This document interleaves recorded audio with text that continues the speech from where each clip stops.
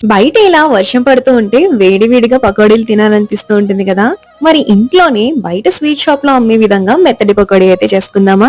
పకోడీ కోసం ముందుగా ఒక గిన్నెడు సన్నగా తరిగిన ఉల్లిపాయ ముక్కలు, అలాగే సన్నగా తరిగిన పచ్చిమిర్చి చీలికలు, కొద్దిగా కొత్తిమీర, కరివేపాకు, జీలకర్ర వేసుకున్నాక కాస్త ఉప్పు, కారం, పసుపు వేసుకుని అదంతా కూడా ఉల్లిపాయలకి బాగా పట్టించుకోవాలి.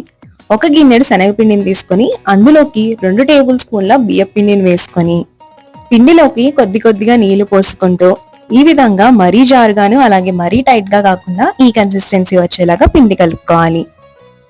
ఇప్పుడు నూనె బాగా వేడెక్కాక ఈ విధంగా పకోడీలను వేసుకోవడమే.